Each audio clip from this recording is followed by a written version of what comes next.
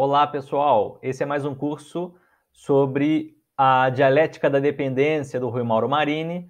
O objetivo desse vídeo é a gente tratar do tema da integração da América Latina ao mercado mundial, que é o tópico 1 do texto. Bom, o que o Marini pretende nesse primeiro tópico do texto dele? Mostrar como a América Latina se integrou ao capitalismo global. E aqui é fundamental ter clareza do papel da grande indústria, do papel da Revolução Industrial na forma como a América Latina se integrou. É claro que antes da Revolução Industrial, no período de economia colonial, a América Latina já contribuía para o desenvolvimento econômico europeu, especialmente através da exportação que ele chama de mercadorias exóticas, mas também da exportação de ouro, prata, que é o material que forma o dinheiro. Então, a América Latina, no período colonial, antes da Revolução Industrial, a América Latina contribui para o desenvolvimento do capital comercial e o capital bancário europeu. E isso tem um papel importante para o próprio desenvolvimento, para o próprio florescimento da Revolução Industrial.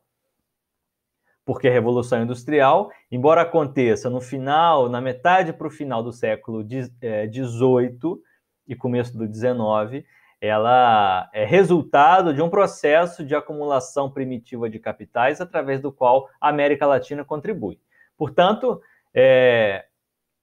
desde esse ponto de vista, já é possível perceber que na abordagem da teoria marxista da dependência, o desenvolvimento de uma região do mundo está articulado com o desenvolvimento de outra região do mundo. Esse é um ponto importante. Mas o que acontece com a Revolução Industrial? Com o surgimento da grande indústria, especialmente a partir no primeiro momento na Inglaterra e depois em alguns países europeus e vai se espalhando para o mundo. Qual é a importância disso? A importância é que, com a grande indústria, ocorre pela primeira vez um desnível estrutural de produtividade. Os capitais ingleses, no primeiro momento, passam a ter uma vantagem competitiva em função do progresso técnico que estava incorporado nas novas fábricas, na nova maquinaria e por aí afora. E o que isso significava naquele momento?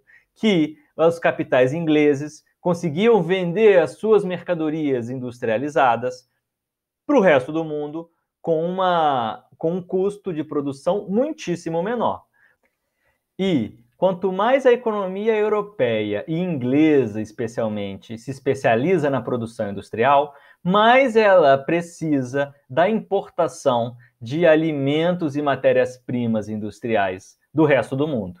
Portanto, se estabelece, a partir da grande indústria, uma divisão internacional do trabalho em que dois papéis estão muito bem delimitados. A economia mais desenvolvida, a economia inglesa e europeia, produzindo bens industriais, exportando essas mercadorias industriais para o resto do mundo, e o resto do mundo vai se constituindo como uma periferia, exportando alimentos e matérias-primas industriais para permitir ou para possibilitar o desenvolvimento do capital industrial europeu. E o que ocorre nesse mesmo período histórico de constituição da grande indústria é o processo de descolonização latino-americana, a formação de estados nacionais soberanos. A partir, portanto, dessa dupla relação, o impacto da grande indústria sobre a divisão internacional do trabalho e a constituição de estados nacionais soberanos na América Latina, se constitui um processo ou uma relação de dependência. Marini explica isso numa frase muito citada, que eu vou ler aqui com vocês. Na página 327 da edição que está na bibliografia do curso, Marini fala o seguinte, falando sobre a dependência, que, abre aspas, é uma relação de subordinação entre nações formalmente independentes, em cujo marco as relações de produção das nações subordinadas são modificadas ou recriadas para assegurar a reprodução ampliada da dependência. O que Marini está dizendo aqui? Duas coisas fundamentais para o nosso propósito. Primeiro, A dependência é uma relação de subordinação entre nações formalmente independentes. Portanto, a situação de dependência não é a mesma situação colonial. A situação colonial, poderia até haver uma dependência econômica, mas que estava inserida nos marcos de uma dependência política, de uma subordinação política. Com a constituição de nações formalmente independentes, nasce um novo tipo de dependência, que não é mais a colonial, é uma dependência de novo tipo. Então, as nações independentes se transformam em nações dependentes economicamente. Essa é uma questão muito importante e que leva ao segundo ponto. Por quê? Ele diz que nessas nações subordinadas, as relações de produção são modificadas para assegurar a reprodução ampliada da dependência. Ou seja, a dependência ela se amplia no tempo na medida em que as relações de produção dentro do seio da economia dependente, essas relações de produção são modificadas, que é um tópico que a gente vai ver nos próximos vídeos. Antes da gente concluir esse vídeo, uma outra passagem muitíssimo importante desse trecho é quando ele diz, na página 328 do texto, diz o seguinte, abre aspas, a participação da América Latina no mercado mundial contribuirá, atenção nesse seguinte ponto, contribuirá para que o eixo da acumulação na economia industrial se desloque da produção de mais-valia absoluta para a de mais-valia relativa. Ou seja, que a acumulação passe a depender mais do aumento da capacidade produtiva do trabalho do que simplesmente da exploração do trabalhador. Então, vejam o que ele está dizendo. É uma questão muitíssimo importante. Com a grande indústria, ocorre um desenvolvimento extraordinário da produtividade. Esse desenvolvimento da produtividade que leva a economia industrial europeia a produzir com base na produção de mais-valia relativa, eu vou explicar daqui a pouco o que significa isso, só é possível graças ao papel da América Latina ou do conjunto das economias dependentes, porque permitem materialmente que o aumento de produtividade se desenvolva na economia industrial. Se a Inglaterra e a Europa mais desenvolvida economicamente não contasse com alimentos baratos e com matérias-primas, ela não conseguiria desenvolver a produtividade a tal ponto durante o século XIX. Portanto, reforçando mais uma vez, a América Latina contribui para o deslocamento do eixo da acumulação, da produção de mais-valia absoluta para a de mais-valia relativa, ou seja, baseada no aumento de produtividade. Ao fazer isso, e é a continuação desse trecho do texto, o desenvolvimento, abre aspas, o desenvolvimento da produção latino-americana dar-se-á fundamentalmente com base em uma maior exploração do trabalhador. É esse o caráter contraditório da dependência latino-americana, que determina as relações de produção no conjunto do sistema capitalista.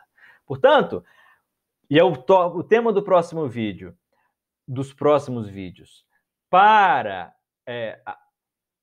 a superexploração do trabalho na América Latina, que é o que ele está chamando aqui nesse momento, por enquanto, de uma maior exploração do trabalhador, é um resultado do aumento da produtividade na economia inglesa, na economia europeia.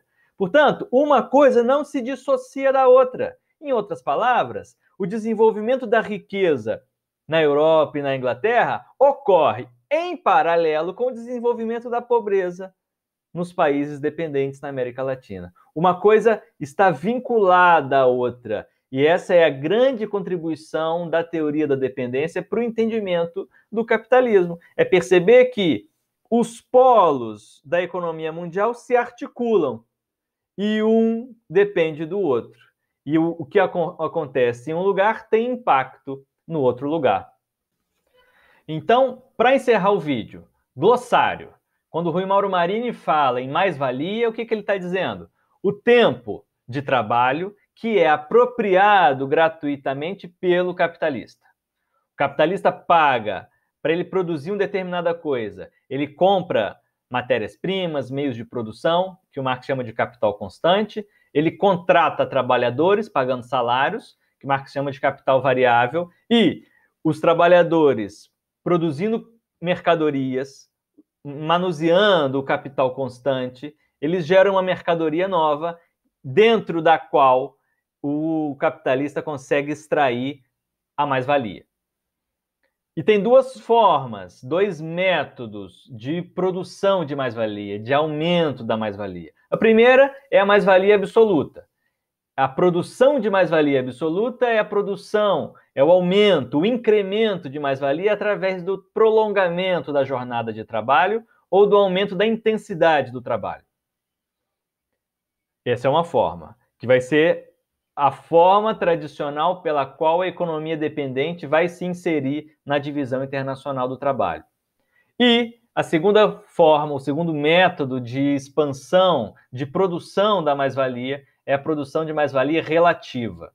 Aqui, o que o Marx quer dizer é quando o aumento de produtividade barateia o valor da força de trabalho, isso permite ao capital pagar relativamente menos em salário, sobrando para ele uma parcela maior de mais-valia. E assim eu encerro esse vídeo. Na sequência, vamos ver como essa divisão internacional do trabalho produz uma relação chamada de troca desigual, uma transferência de valor.